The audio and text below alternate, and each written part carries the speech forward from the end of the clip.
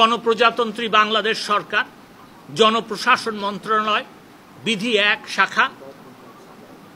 প্রজ্ঞাপনের নাম্বারটা সময়ের জন্য আমি আর বললাম না, তারিখটা বলে দেই।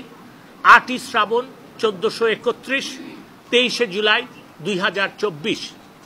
বিষয়: সরকারি, আধা সরকারি, স্বায়ত্তশাসিত / আধা স্বায়ত্তশাসিত প্রতিষ্ঠান, স্বশাসিত ও সংবিধিবদ্ধ কর্তৃপক্ষের এবং বিভিন্ন কর্পোরেশনের চাকরিতে / কর্মে সরাসরি নিয়োগের ক্ষেত্রে সরকারের বিদ্যমান কোটা পদ্ধতি সংশোধন। সরকার এই মর্মে আদেশ জারি করিতেছে যে, সমতার নীতি ও অনগ্রসর জনগোষ্ঠীর প্রজাতন্ত্রের কর্মে প্রতিনিধিত্ব লাভ নিশ্চিতকরণের লক্ষ্যে সরকারের বিভিন্ন প্রতিষ্ঠানে, অর্থাৎ সরকারি, আধা সরকারি, স্বায়ত্তশাসিত / আধা স্বায়ত্তশাসিত প্রতিষ্ঠান, স্বশাসিত ও সংবিধিবদ্ধ কর্তৃপক্ষের এবং বিভিন্ন কর্পোরেশনের চাকরিতে / কর্মে সরাসরি নিয়োগের ক্ষেত্রে সকল গ্রেডে নিম্নরূপভাবে কোটা নির্ধারণ করা হইল। ক.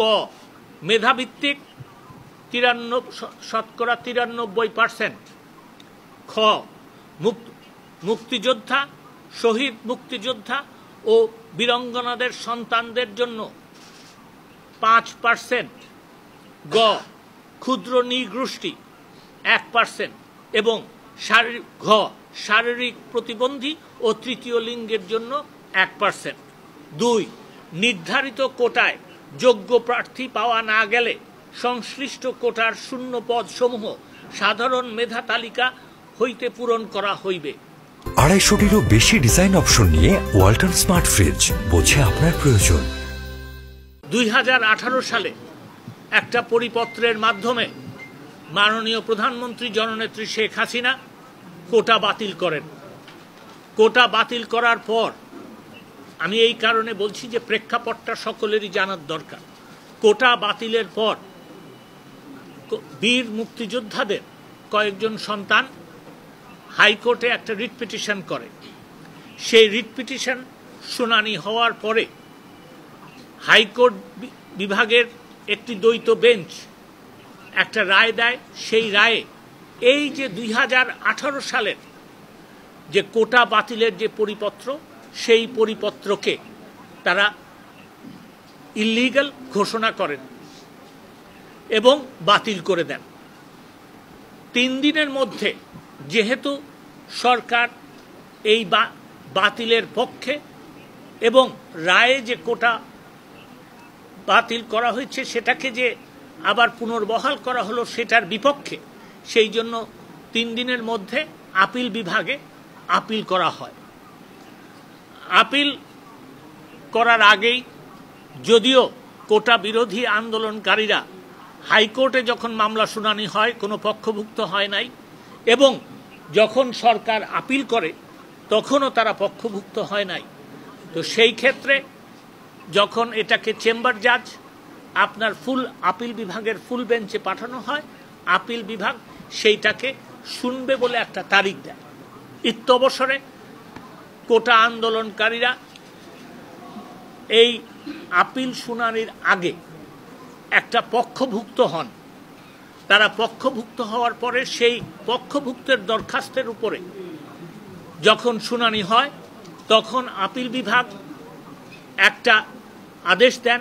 সেই আদেশে আপিল বিভাগ অত্যন্ত পরিষ্কারভাবে বলেন যে স্ট্যাটাস কো মেনটেন করতে হবে, আর বলেন যে হাইকোর্ট বিভাগের যে কোটা বাতিল করার, কোটা থাকবে না এই জিনিসটা যে বাতিল করা হয়েছিল আগে, সেইটাকে যে বাতিল হাইকোর্ট বিভাগ বাতিল করেছে সেটা অকার্যকর থাকবে যতদিন পর্যন্ত আপিল বিভাগের এই শুনানি না হবে।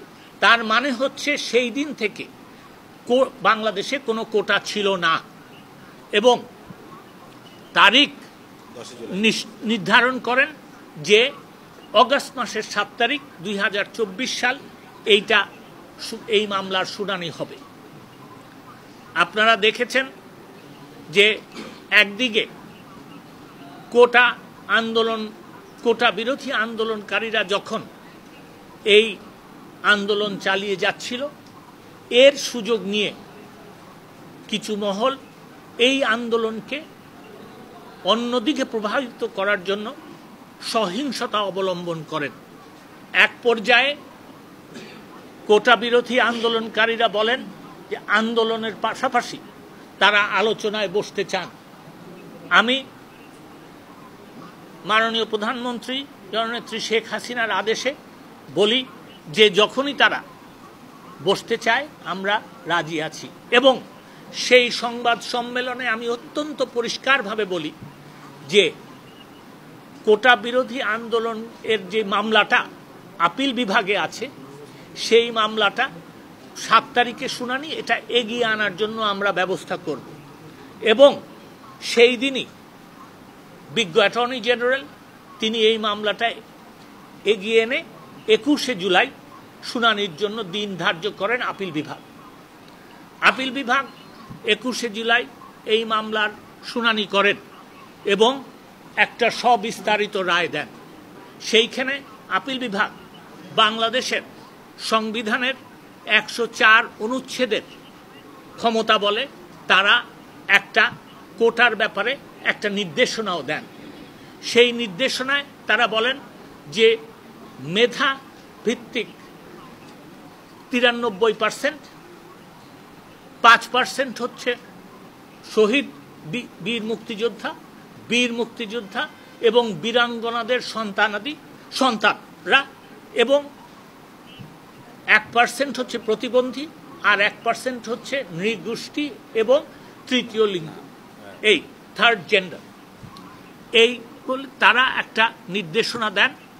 এবং আমার সাথে যখন এই কোটা বিরোধী আন্দোলনকারীদের নেতৃবৃন্দ আমাদের সাথে, এখানে আমার সাথে আছেন মাননীয় শিক্ষামন্ত্রী মহোদয় এবং মাননীয় তথ্য ও সম্প্রচার প্রতিমন্ত্রী মহোদয়, আমাদের সাথে যখন তারা বৈঠকে বসেন কোটার দাবি পেশ করার জন্য, তখন এবং সেই কোটার দাবি পেশ করার পরে আমি যখন বাইরে এসে আপনাদের সামনে বক্তব্য দেই রাত্রি 2:30টার সময়, তখন আমি বলেছিলাম যে এই কোটার পার্সেন্টেজ সম্বন্ধে যে আলাপ হয়েছে তাতে আপনার একটা সুষ্ঠু সমাধান আসা সম্ভব।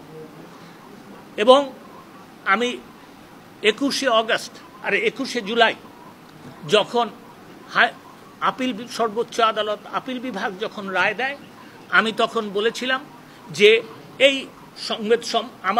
আমাদের প্রতিক্রিয়া জানানোর সংবাদ সম্মেলনে আমি বলেছিলাম আপনাদের প্রশ্নের জবাবে যে এই প্রজ্ঞাপন আপনারা জিজ্ঞেস করেছিলেন এই প্রজ্ঞাপন কবে জারি হবে। আমি আপনাদেরকে সুনির্দিষ্টভাবে বলেছিলাম মঙ্গলবারে জারি হবে। আমি আজকে আপনাদের সামনে ঘোষণা দিতে চাই যে আমরা আমাদের কথা রেখেছি, এই প্রজ্ঞাপন জারি হয়েছে। এখন আমি আপনাদের কাছে সেই প্রজ্ঞাপনটা উপস্থাপন করব। গণপ্রজাতন্ত্রী বাংলাদেশ সরকার, জনপ্রশাসন মন্ত্রণালয়, বিধি 1 শাখা। প্রজ্ঞাপনের নাম্বারটা সময়ের জন্য আমি আর বললাম না, তারিখটা বলে দেই, 8ই শ্রাবণ 1431, 23শে জুলাই 2024। বিষয় সরকারি, আধা সরকারি, স্বায়ত্তশাসিত / আধা স্বায়ত্তশাসিত প্রতিষ্ঠান, স্বশাসিত ও সংবিধিবদ্ধ কর্তৃপক্ষের এবং বিভিন্ন কর্পোরেশনের চাকরিতে / কর্মে সরাসরি নিয়োগের ক্ষেত্রে সরকারের বিদ্যমান কোটা পদ্ধতি সংশোধন।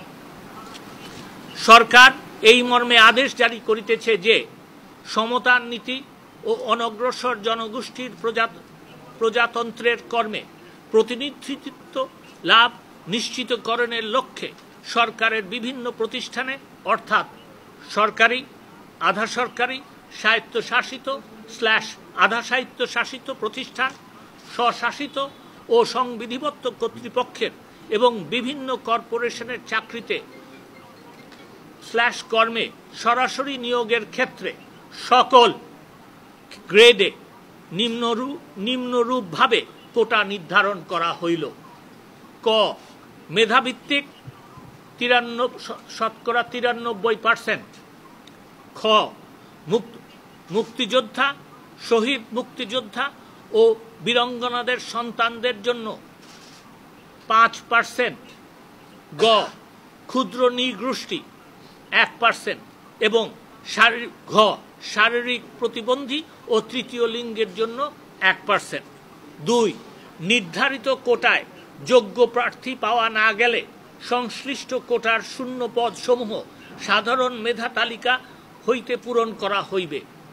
3, গণপ্রজাতন্ত্রী বাংলাদেশ সরকারের জনপ্রশাসন মন্ত্রণালয়ের বিধি 1 শাখার বিগত 4 অক্টোবর 2018 তারিখের পরিপত্র নম্বর এত সহ পূর্বে জারিকৃত ও এ সংক্রান্ত সকল পরিপত্র প্রজ্ঞাপন আদেশ নির্দেশ অনুশাসন রহিত করা হইল।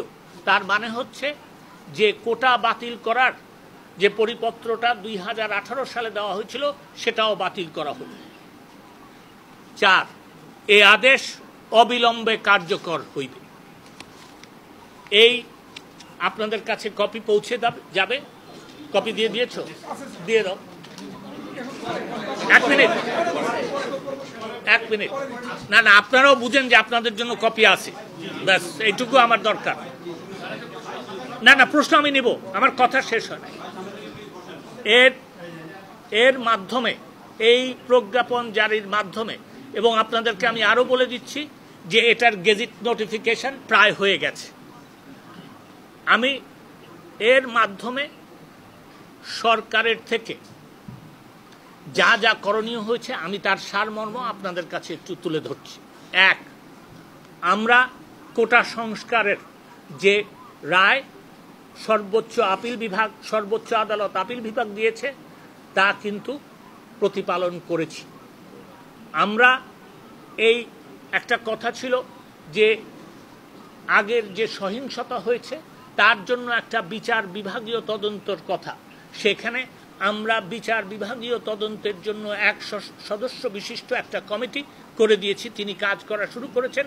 আমি কিছুক্ষণ আগে যে পত্রিকায় দেখেছি যে অবস্থা একটু শান্ত হলেই তিনি স্পটগুলি ঘুরে দেখবেন। 2, 3, এই যে সহিংসতা হয়েছে এতে সাধারণ ছাত্রছাত্রী যারা আহত হয়েছেন তাদের চিকিৎসার ব্যাপারে সরকার দেখভাল করবে। আর 4, আরেকটা কথা ওনার, সেটা হচ্ছে যে এটাও আমরা জানতে পেরেছি যে মামলা ব্যাপারে ওনাদের বক্তব্য আছে। আমি এইটা বলতে পারি যে, এবং আপনাদের মাধ্যমে I am trying to reach out to them, সেটা হচ্ছে যে মামলার তথ্যাদি যদি ওনারা আমাদেরকে দেন, সাধারণ ছাত্রছাত্রী যারা এই কোটা বিরোধী আন্দোলন করছিলেন তাদের ব্যাপারে যদি কোনো মামলা হয়ে থাকে সেগুলি আমরা অবশ্যই দেখব।